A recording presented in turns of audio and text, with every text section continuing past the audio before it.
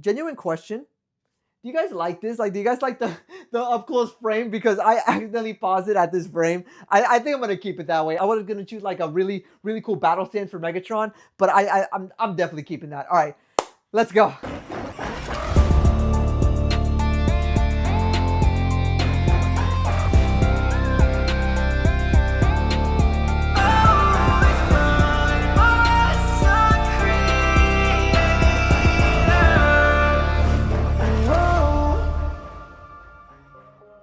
Yo, what's going on, you guys? Primus the Creator here, and today we're going to be reviewing the Transformers the movie studio series number, honestly, whatever number we're on, Leader Class Megatron. This figure has been highly anticipated by so many people ever since he was announced, and I'm not gonna lie, I was really hyped for this. Ever since they started making the 86 line, we knew that this was bound to happen. I mean, hey, last year we had Commander Class Optimus Prime. At Plastic Universe, I didn't find one, but I found two Megatrons. But there was one controversy with this Megatron that a lot of people were having, and that being, is he gonna be a tank, or is that going to be his Walter P-38? And don't worry, we're going to be talking about that soon. But with that being said, was this Megatron worth the wait? Is this Megatron the best leader class that's out right now? And why did he traumatize so many people in this one scene? So without further ado, let's finally review the Decepticon leader himself, Megatron. First off, let me start off by saying that this Megatron already looks amazing. Now, I'm not gonna lie to you guys, I didn't grow up on the 86 movie, but all I can hear from this figure is nostalgia and traumatizing at the same time. In the front of his chest, you have that nice Decepticon emblem, and there's even more detail in his abdomen section. Also, another thing, can we appreciate the head sculpt? You cannot tell me that that doesn't scream Megatron. Also, the backpack,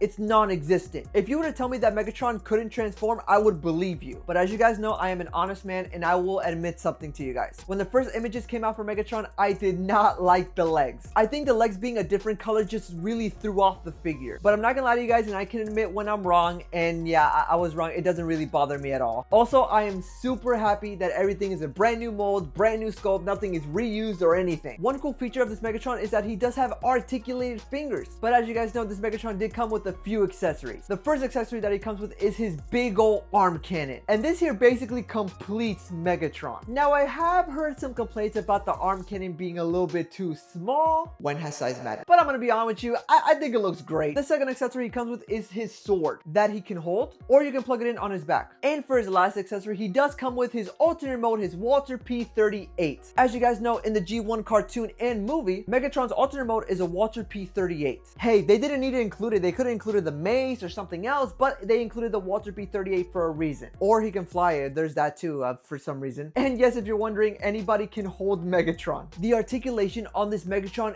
is definitely one of the highlights of this figure. Not only can you pull off some really dynamic poses, and not only that, with the accessories that he comes with, it makes him look even more better. This definitely makes him feel like the menace that he is, and why he's called the leader of the Decepticons. For some size comparisons, here he is next to Autobot Jazz and Bumblebee, 86 Galvatron, Blocky's Action Edition Megatron and Soundwave, Blocky's Devastator, Studio Series 86 Devastator. Don't worry guys, I will combine Devastator.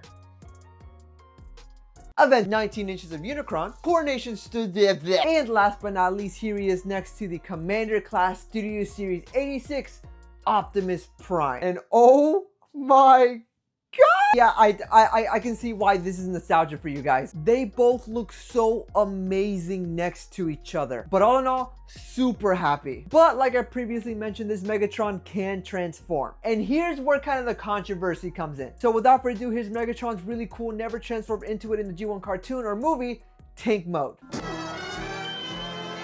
You know, I remember back then when there used to be like 10, 15, 20 steps. But when you tell me that there are 50 plus steps that I have to do, then you're pushed. But with that being said, let me just start off by saying that this Megatron's tank mode is fantastic. I mean this when I say it. I really love this tank mode. Plus, the transformation I get here was so satisfying. Just taking more of a closer look, you see that nice Decepticon emblem still on the chest. And of course, there is his big cannon. One cool thing about this tank mode is that his whole top section can do a full 360. And yes, if you're wondering, his accessories can store on his tank mode. Also, he does roll really well. Yeah, I'm not gonna lie to you guys, it looks great. I gotta sneeze. Even though this Megatron never transformed into a tank at all, the fact that they were able to pull this off while still maintaining his G1 accurate robot mode is crazy. So again, major props to the designers. But alright, briefly, let's talk about it. One-on-one conversation time. This is my opinion, but to me, I don't really care that he can't transform into a Walter P-38. And look, I get it. You want the best and accurate G1 Megatron. But you guys have to understand the times that we live in right now, it's not like how it was back then. If you want a really great Megatron, honestly, one of the best G1 versions of Megatron, I say definitely go get the Masterpiece. But when it comes to a mainline Transformer, I think this is one of the best and accurate G1 Megatrons we're ever gonna get from them. Even though he can't transform into the gun, this doesn't take away anything from this Megatron for me. But yeah, that's just my opinion on it. All right.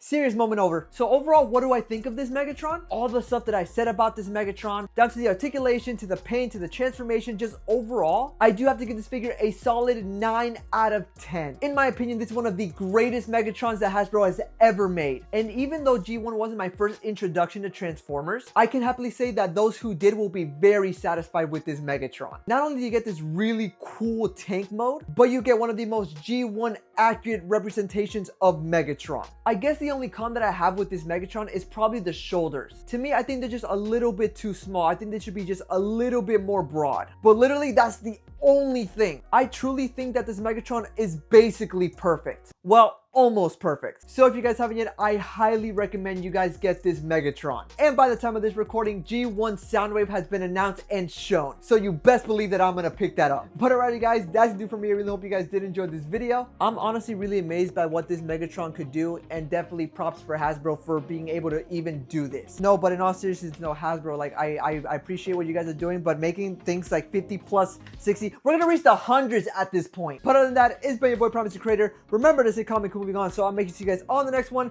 Till all are one. Bye!